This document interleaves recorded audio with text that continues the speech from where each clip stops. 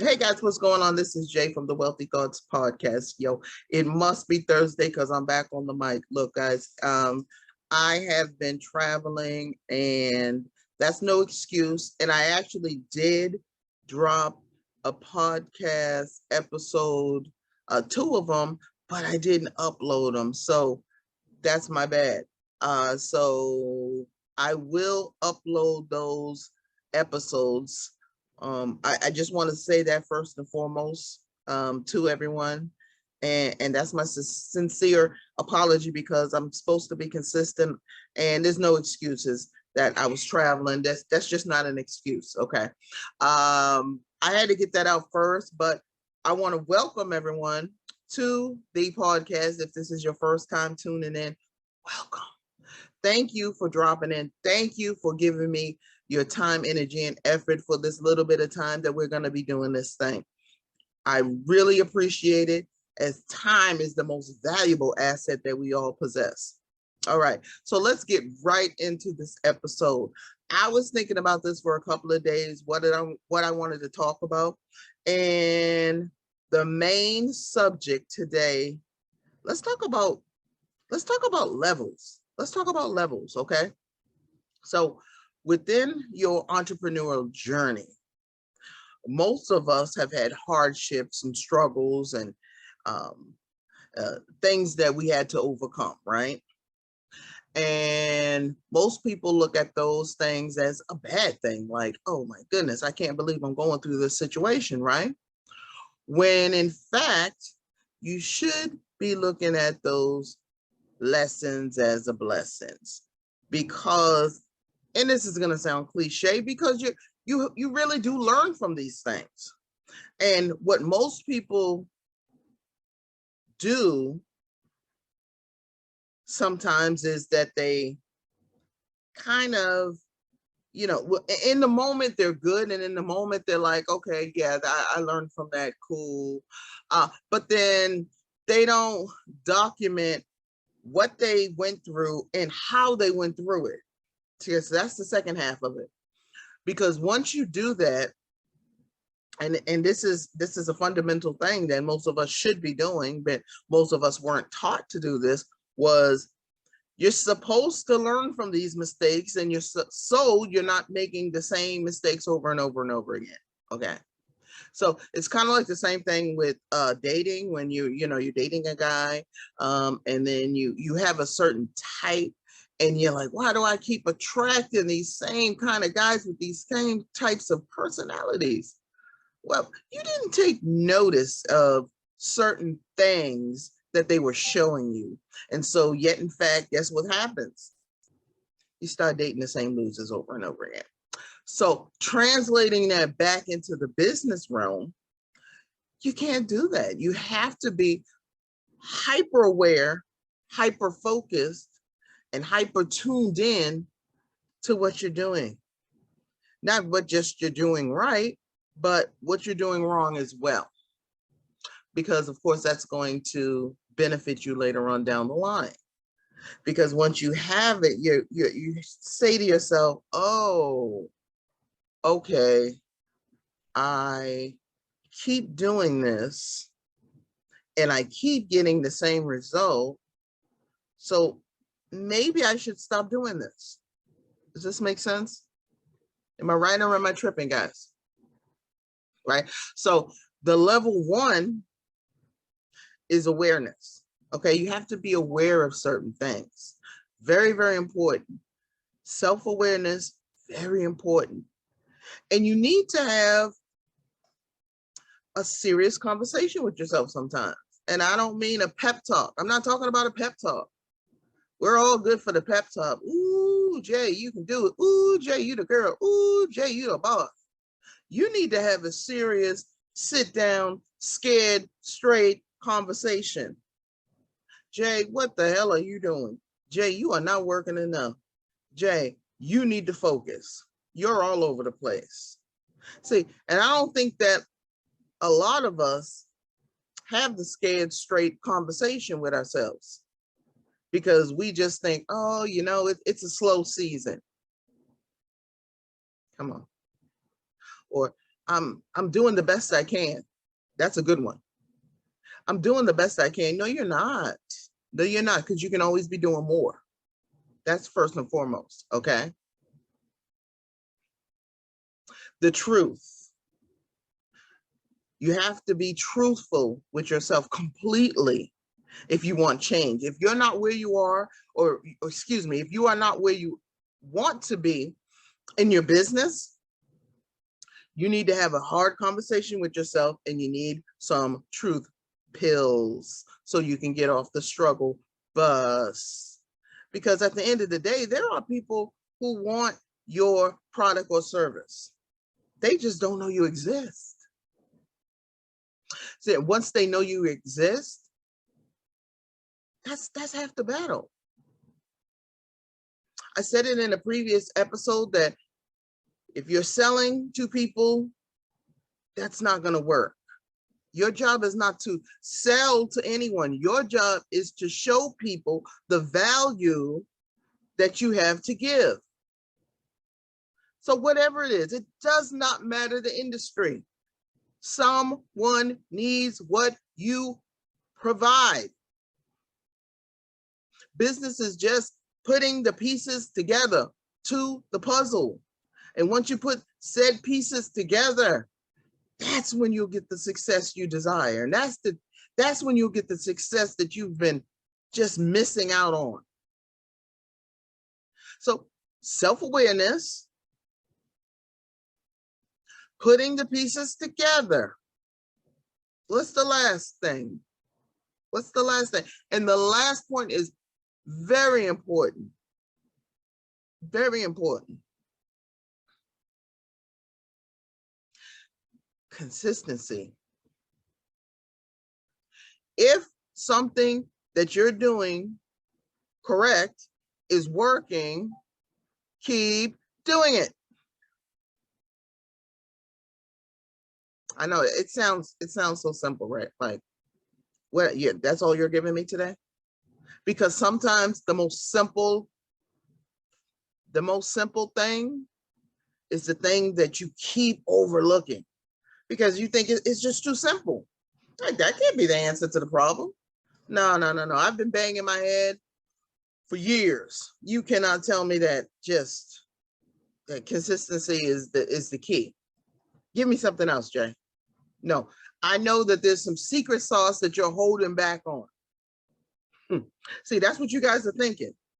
It needs to be complex. It needs to be difficult, when in fact, the answer is right there in front of you. Now, some of you guys have actually made money doing something, and then you stopped. You just stop. Well, why are you stopping if something's working? Then you jump to something else, like, ooh, okay, that kind of worked, but I'm a little bored. Don't get bored, get paid. You're looking for the next shiny object unnecessarily, when the key to your longevity is right in front of you. But what? You're too busy hopping around to and fro, looking for I don't know what. And I know. I believe me, I've done it myself. I'm speaking from experience. I'm not speaking down to you. I'm speaking because I did the same exact thing. And I knew better. I knew better, but I still didn't do better. And that's probably worse, that I knew what I was doing and I was self-sabotaging, and I just kept doing it. Why? I have no idea. Well, I do have an idea. I was not mentally ready yet to accept the steps. And the steps, which again, it's not a secret, guys. It's not a secret. It's not, ooh, buy my course for $10,000 and I'll give you all the secrets to business. That's not it. It's very simple. Business is really simple when you break it down.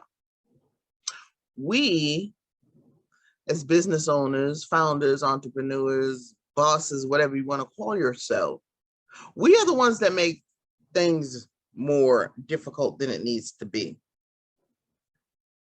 Follow the roadmap of those who are already successfully doing what you want to do. And if they have a course, pay them for the info. Do not, let me say this very slow for the people in the back, do not take the long route when you can use a speed pass. Let me break that down for y'all again. Do not take the long route when you can pay for a speed pass and get there 10 times quicker. Remember when I thanked y'all in the beginning because I said time is the most precious asset? It is. Look, you're running out of time. And not to sound morbid, but every single solitary minute you live is one less minute you're living. So you need to get moving now. The present is never really the present because once we're in the present, it's literally gone. So as soon as I finish this sentence, I'm now in the future. I mean, that's now in the past.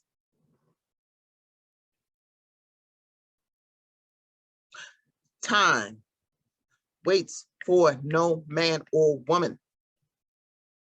And so now that you know that, you need to be very, very aware that I don't have time to waste. I don't have time to fool around with you guys. I have things that I need to build. I have legacies that I need to leave behind. Okay, because it's not joke time, you know. And don't get me wrong, you can have fun. You can go on vacation. You can do things. I'm not saying don't do these things. But what I am saying is you need to make sure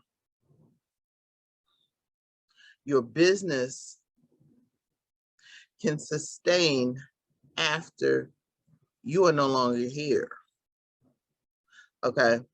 If you are the face of your business, if you're doing everything in your business, then you just traded your own business for big. That's a job. Let's just put it out there. It's a job. Okay, so you just trade one job for another job. If you're actively, and of course, you know, to start out with your business, we all actively have to be in our business. Don't get me wrong. Come on, but long term, if you're doing the marketing and you're doing the customer service and you're doing the fulfillment, come on, that's too much. That's way too much. Something is going to slip through the cracks. Something is going to just not be done correct. Something will be affected negatively. I know we all think we are Superman and Superwomen out here, but look, teamwork. It's not a bad word. It's not a curse word.